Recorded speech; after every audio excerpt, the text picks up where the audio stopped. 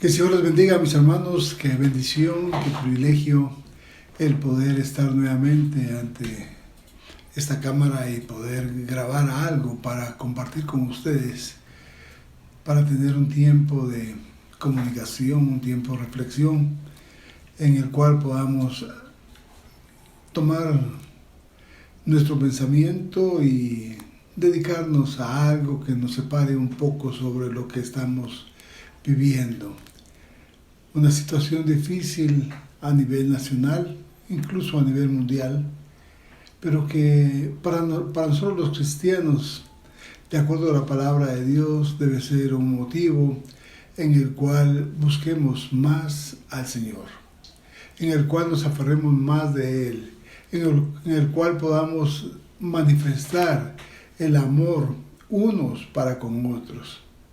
Y creo que es conveniente sugerirles, hermanos, que una de las maneras maravillosas de poder manifestar el amor de Dios es el amor que podemos manifestarle a nuestros hermanos, a nuestros prójimos. Y ahorita que estamos en la situación en la cual estamos viviendo, creo que si usted tiene algún hermano muy cerquita de su casa y usted sabe que está pasando alguna necesidad y Dios le ha provisto a usted de algo para poder compartir, creo que esto es una oportunidad preciosa para poder llegar y darle gloria a Dios a través de la bendición material, pero también a través de la oportunidad de compartir con su hermano, con su vecino, de lo que Dios le ha dado. Así que, mis hermanos, doy gracias al Señor porque Dios nos ha guardado, aunque no podemos vernos, no podemos reunirnos como lo hacíamos regularmente, pero gracias a Dios por las comunicaciones que hemos tenido, que Dios nos ha guardado a todos. Y la bendición de Dios se ha manifestado todos los días en la vida de cada uno de nosotros. El día de hoy yo quisiera que meditáramos sobre algo que es importante. Sobre algo que, como en la vida cristiana, tiene tal vez una de las trascendencias mayores. Y es el sacrificio de Cristo, el sacrificio de Jesús para perdón de pecados de la humanidad, del hombre. Uno de los elementos que se ha utilizado y que se utiliza en la Biblia para referirse al sacrificio de Cristo es, por ejemplo, la Pascua y algunos otros sacrificios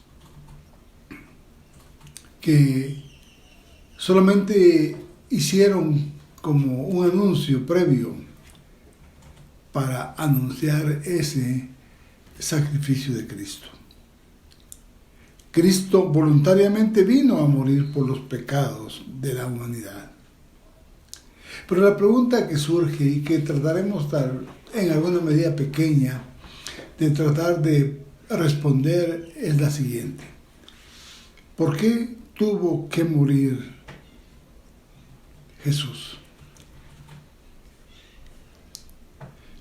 La palabra del Señor, y vamos a utilizar un texto que se encuentra en el Evangelio de Juan. Y la palabra del Señor dice ahí en el Evangelio de Juan, en el capítulo número 1, el verso 29, dice de esta manera: el siguiente día vio Juan a Jesús que venía a él y dijo: he aquí el Cordero de Dios que quita el pecado del mundo. Estoy leyendo Juan 1, 29 en la versión que usamos regularmente, Reina Valera, del 60. Y me llama la atención, antes de entrar en el tema que quiero que reflexionemos hoy, sobre un detalle que quizás un poco más adelante vamos a poder entrar en un desarrollo mayor. Lo que dice al principio del versículo. Dice, el siguiente día El siguiente día. ¿El siguiente día qué? Nosotros sabemos que la Biblia no está escrita cronológicamente. Pero algunas partes de la Biblia pues sí dicen 1, 2 o 3 días seguidos. Y algunos, aunque aquí no sabemos, algunos han dicho que cuando se refiere al siguiente día en este pasaje, se podría estar refiriendo al siguiente día después de que Jesús terminó su tiempo de ayuno, oración y comunión de 40 días con su Padre en el desierto.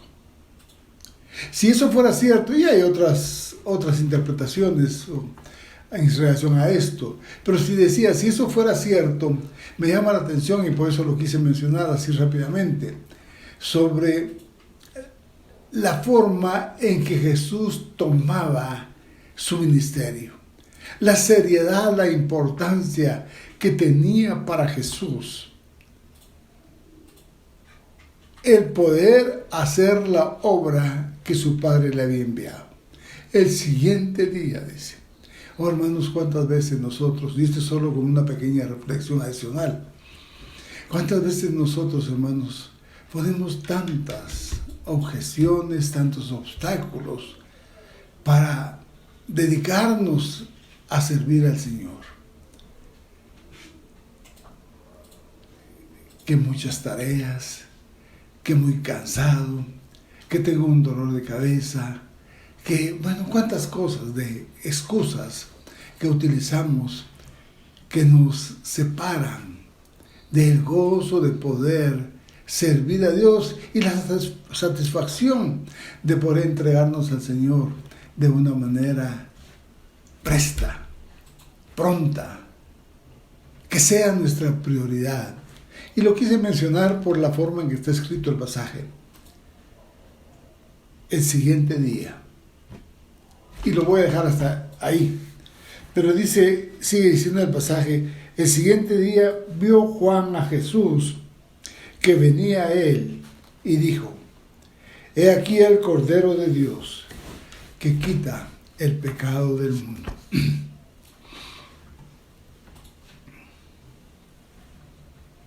Esta declaración de Juan es una doctrina fundamental en la fe cristiana.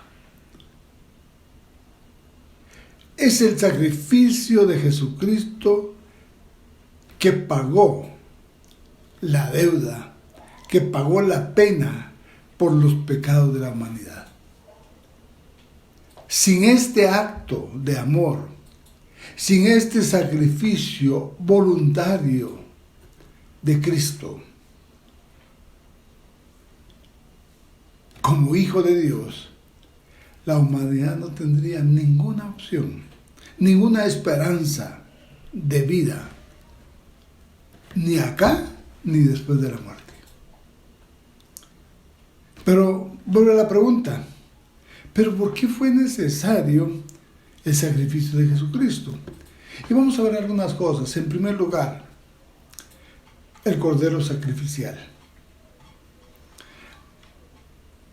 La explicación o la denominación de Cordero de Dios seguramente hace referencia a épocas ya pasadas, a épocas antiguas. Y tal vez una de las que más nos llama la atención es cuando Israel fue liberado del antiguo Egipto, bajo la guía de Moisés. Antes de que se manifestase la 10ª plaga, antes de la muerte de los primogénitos, a las familias israelitas se les ordenó que sacrificaran un cordero y que con su sangre rociaran los dinteles de sus puertas.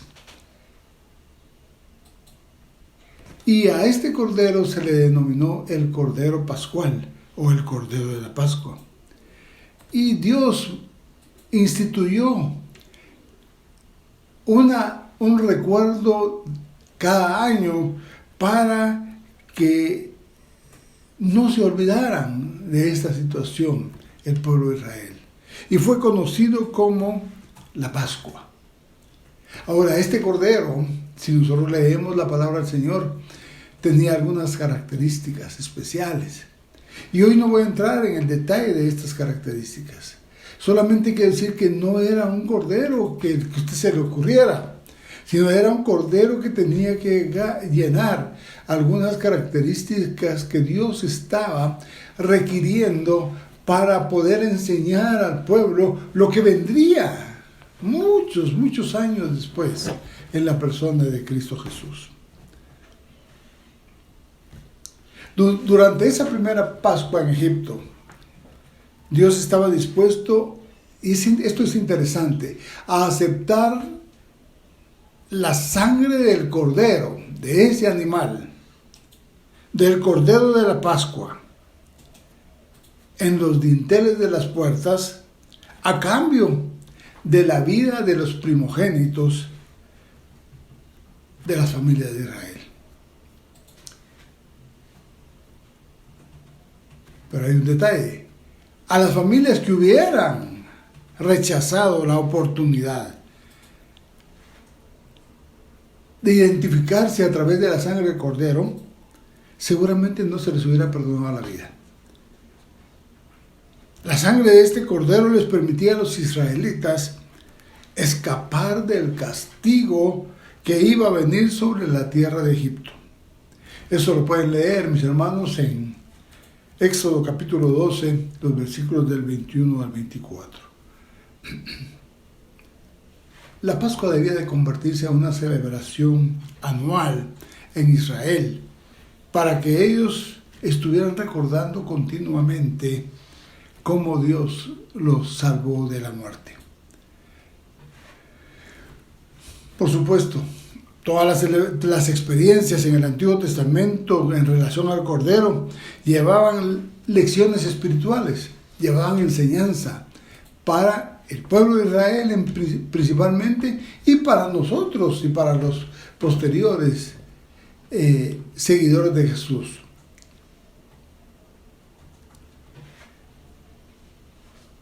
Ahora, en 1 Corintios, en el capítulo 10, verso 11, el apóstol Pablo dice: y estas cosas les acontecieron como ejemplo, y están escritas para amonestarnos a nosotros, a quienes han alcanzado los fines de los siglos. Jesucristo se convirtió en el Cordero de la Pascua para la iglesia cristiana. El apóstol Pablo enseña también en 1 Corintios 5:7, limpiaos pues de la vieja levadura, para que seáis nueva masa, sin levadura como sois, porque nuestra Pascua, que es Cristo, ya fue sacrificada por nosotros. Jesucristo es la propiciación o el sacrificio expiatorio de nuestros pecados.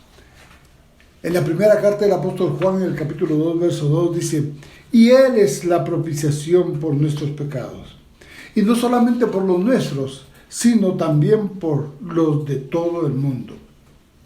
Sin el sacrificio de Cristo no tendríamos perdón. Pero la pregunta de nuevo: ¿por qué un hombre tuvo que dar su vida para que nosotros fuéramos perdonados?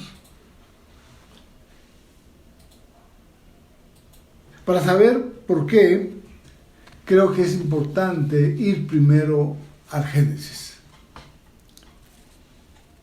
que este sería el segundo punto, el primer pecado.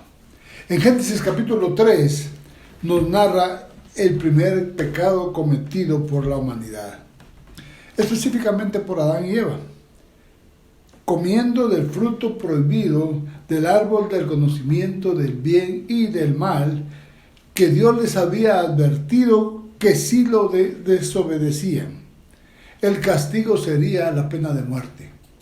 El castigo sería la muerte. Génesis capítulo 2, verso 17. Mas del árbol de la ciencia y del bien y del mal no comerás, porque el día que de él comieres, ciertamente morirás.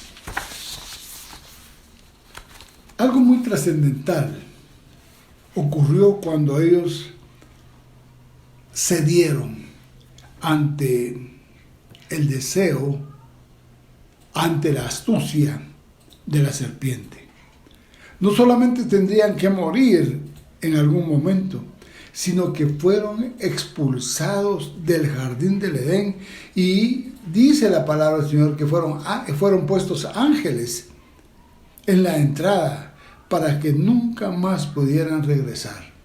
En Génesis capítulo 3, 24, dice de esta manera: echó pues fuera al hombre y puso al oriente del huerto de Edén querubines y una espada encendida que se revolvía por todos lados para guardar el camino del árbol de la vida.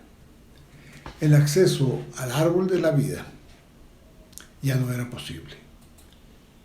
La relación con Dios se alteró de una manera dramática. El pecado había entrado en los seres humanos y había causado una separación del hombre con Dios. El pecado, mis hermanos, es la antítesis del carácter perfecto de Dios, del carácter perfecto, del carácter justo de Dios. Él lo aborrece. Y esta es una terrible mancha para la creación perfecta que Dios había hecho.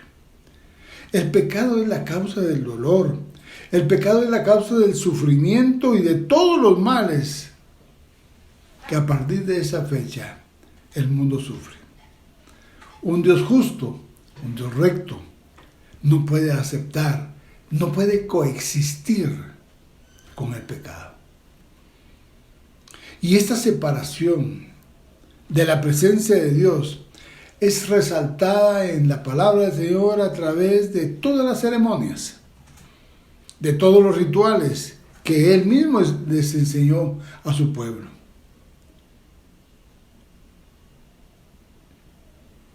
Todos los rituales que los mismos sacerdotes tenían que llevar a cabo.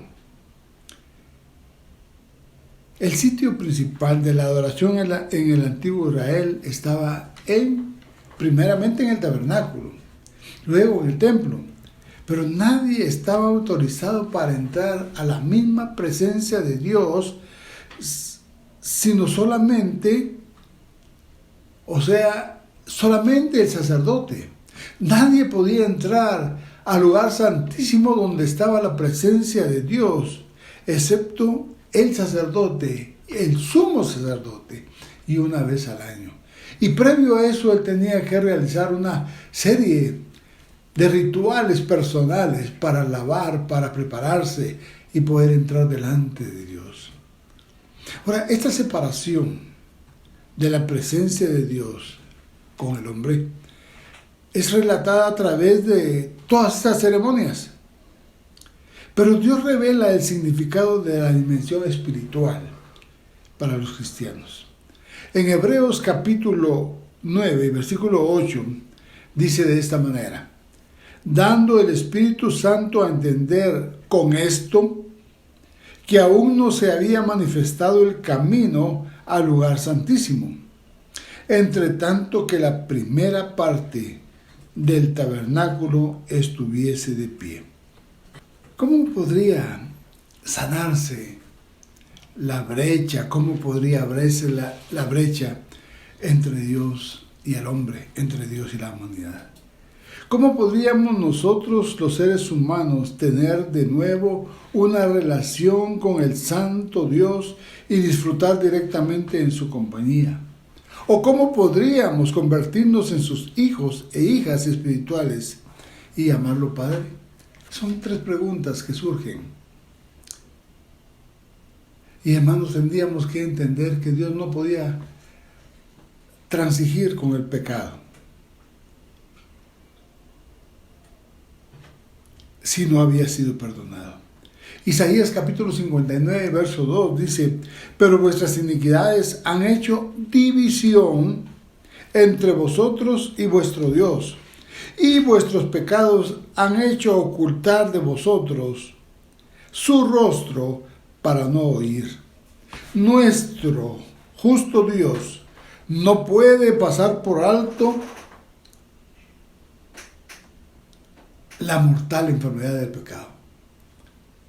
Él debe removerlo y nosotros debemos de limpiarnos de esos terribles efectos. Por esto es que el sacrificio de Cristo fue necesario, para pagar por la pena de nuestros pecados y convertirse en nuestro Salvador. El tercer punto que quiero mencionar es la reconciliación con Dios. En el Evangelio encontramos enseñanza acerca de cómo la humanidad puede ser perdonada, cómo puede caminar de nuevo con Dios diariamente y recibir la promesa de vida después de la muerte física. El apóstol Pablo explica que el fundamento del mensaje cristiano es el de la reconciliación. Él afirma en 2 Corintios 5, 18 y 19, y todo esto proviene de Dios, quien nos reconcilió consigo mismo por Cristo y nos dio el ministerio de la reconciliación, que Dios estaba en Cristo reconciliando consigo al mundo, no tomándoles en cuenta a los hombres sus pecados, y nos encargó a nosotros la palabra de la reconciliación. Dios permitió que la brecha, que la separación fuese sanada a través del sacrificio de Jesucristo. Fue por el amor que Dios tiene por nosotros que estuvo dispuesto a sacrificar a su único Hijo por la humanidad. Juan 3:16 dice: porque de tal manera amó Dios al mundo, que ha dado a su Hijo unigénito, para que todo aquel que en Él cree no se pierda, mas tenga vida eterna. Toda la idea central de la iglesia cristiana se basa en el ministerio de la reconciliación. Toda la idea, todo el pensamiento, todo el propósito de la iglesia cristiana se basa en la oportunidad de perdón de pecado por medio de la fe en el sacrificio de Cristo Jesús. ¿Cómo fue llevado a cabo todo esto? ¿Y por qué Jesús tuvo que sufrir una muerte tan terrible? El plan de salvación para la humanidad, y esto es importante, hermanos, el plan de salvación para la humanidad es un plan de Dios. El método que Él escogió es de Él, es de Dios. Perdonar, quitar nuestros pecados para ofrecer, lo hizo solamente ofreciendo a alguien de su propia familia. Dice en Juan capítulo 1, verso 1 y 2, y en el versículo 14, en el principio era el Verbo, y el Verbo era con Dios, y el Verbo era Dios. Este era en el principio con Dios. Y aquel Verbo fue hecho carne y habitó entre nosotros y vimos su gloria. Gloria como del unigénito del Padre, lleno de gracia y de verdad. Debía venir a la tierra como una persona, como un ser humano, como un hombre, y morir por nuestros pecados. Y Pablo lo expresa de una manera profunda, este acto de misericordia, en Filipenses capítulo 2, versos del 5 al 8. Dice: haya pues en vosotros este sentir que hubo también en Cristo Jesús, el cual, siendo en forma de Dios, no estimó el ser igual a Dios como cosa que aferrarse, sino que se despojó a sí mismo, tomando forma de siervo, hecho semejante a los hombres, y estando en la condición de hombre, se humilló a sí mismo, haciéndose obediente hasta la muerte y muerte de cruz. La justicia y el amor de Dios. El cuarto punto. un punto que al menos para mí fue complicado por mucho tiempo. Cómo llevar a cabo la justicia de Dios e introducir en esa justicia el amor de Dios. Pero eso lo trataremos en otra oportunidad. Por medio de la cruz de la muerte y de la cruz de Cristo, Dios demostró su profundo amor para ti y para mí, para la humanidad completa. Y esa espantosa muerte,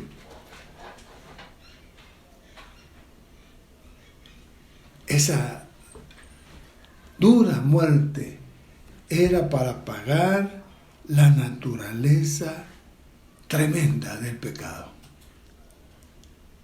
Él llevó sobre su hombre, sobre su mismo cuerpo,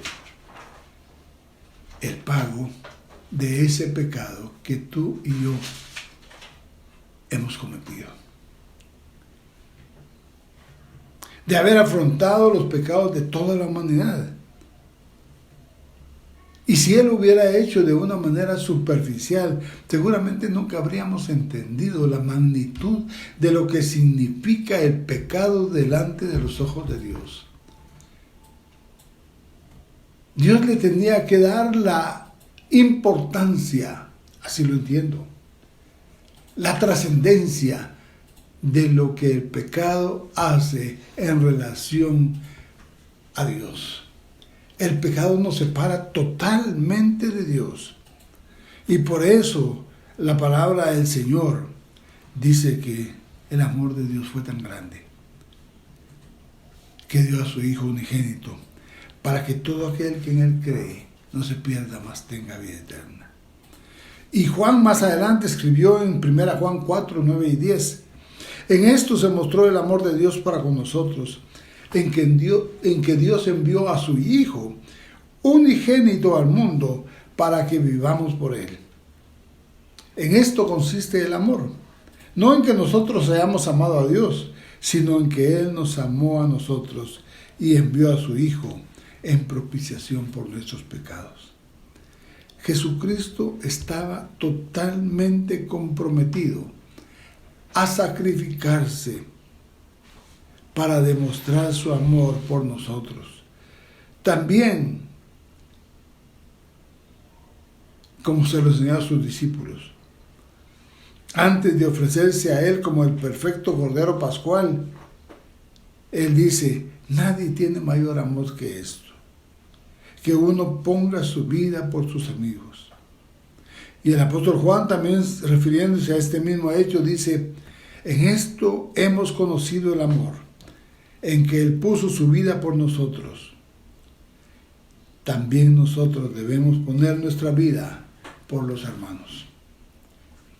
El sufrimiento y el sacrificio de Cristo es también un recuerdo del terrible sufrimiento que causa el pecado. Nuestro Dios, justo, perfecto, no podía minimizar lo horrible que es el pecado. Gran parte de la enseñanza del libro de Romanos es para mostrarnos la justicia de Dios, lo justo que es Dios. El pecado tiene un castigo y misericordiosamente Dios permite que el sacrificio de Jesús pague ese castigo. Pero eso no quiere decir que simplemente Él pase por alto nuestro pecado. Entonces, ¿por qué es tan importante para nosotros que Dios sea justo? Porque nuestra fe está basada en el carácter de Dios. Si Dios fuera arbitrario, sería imposible para nosotros tener fe en Él. Nunca sabríamos cuándo nos va a exigir justicia y cuándo simplemente pasaría por alto la injusticia. Debemos estar agradecidos porque el carácter de Dios es tanto justo como amoroso. Y por último, Un plan establecido en la mente, en el corazón de Dios, para bendición de toda la humanidad. Los detalles del sacrificio de Cristo fueron profetizados en el Antiguo Testamento desde mucho tiempo antes. En Isaías capítulo 52 y verso 14 leemos: como se asombraron de ti muchos, de tal manera fue desfigurado de los hombres su parecer, y su hermosura más que la de los hijos de los hombres. Jesús fue azotado, fue golpeado. El justo fue justo, pero aún así fue llevado a la crucifixión. Isaías profetizó que quedaría prácticamente irreconocible físicamente y que sería una tal vez de los sufrimientos más severos que un ser humano hubiera tenido que soportar. En el siguiente capítulo, el capítulo 53 de Isaías, narra que el Hijo de Dios fue golpeado por nuestras transgresiones y por nuestros pecados, y que finalmente Él dio su sangre como un completo sacrificio por nosotros. ¿Para qué? Para reconciliarnos con el Padre, ofreciéndose a sí mismo por nuestros pecados. Pero todo eso fue de acuerdo al plan, a la voluntad de Dios. Y ese plan tiene que ver con el propósito de que la humanidad tenga la única oportunidad de ser perdonada y que alcance la vida eterna. Jesús se ofreció voluntariamente. Estando en la cruz, incluso rehusó a tomar cualquier bebida que disminuyera el sufrimiento. Y eso lo hizo por amor a nosotros. Él ofreció su vida completamente como una ofrenda por el pecado, el pago de la justicia de Dios. Él estaba dispuesto a sufrir y a morir por nosotros para que no hubiera ninguna transigencia con la magnitud del pecado. Dios, el Padre, aceptó entonces este increíble sacrificio de amor desinteresado de su único Hijo que jamás había pecado. Ahora, esto nos permite ir delante de la presencia de Él. Si reconocemos y aceptamos lo que su Hijo hizo por nosotros, si reconocemos nuestros pecados y nos arrepentimos de corazón, Él está dispuesto a perdonarnos, a darnos la oportunidad de tener esa nueva relación y comunión con Él. Este perdón no puede ser ganado por buenas obras. Este perdón no puede ser ganado por cualquier capacidad nuestra. Viene a través de la fe y viene a través del amor y la gracia de Dios. Pablo dijo en Romanos 3:24 que nosotros, siendo justificados gratuitamente por su gracia, mediante la redención que es en Cristo Jesús. La gran pregunta es, ¿y ha recibido usted ese regalo de Dios a través de la fe en el sacrificio de Cristo? ¿Se ha reconciliado usted con su Creador? ¿Ha pensado seriamente en venir delante de Él, reconocer lo que es, arrepentirse y entregar su vida? Si no lo ha hecho, este es el día de salvación. Este es el día que hizo el Señor, dice, para usted, para poder llegar y restablecer esa comunión con Él por medio de la fe en el sacrificio que Cristo hizo en la cruz del Calvario para darle entrada hasta su presencia. Dios quiere perdonarle. Dios quiere hacerle su hijo. Usted puede recibir ese perdón si acepta el regalo de Dios por medio de la fe. Iglesia, este es el mensaje que tenemos que compartir, pero también es el mensaje que tenemos que vivir, tener la certeza de que somos perdonados y que tenemos acceso directo hacia el mismo Padre por medio de la fe en Cristo Jesús. Que Dios te bendiga.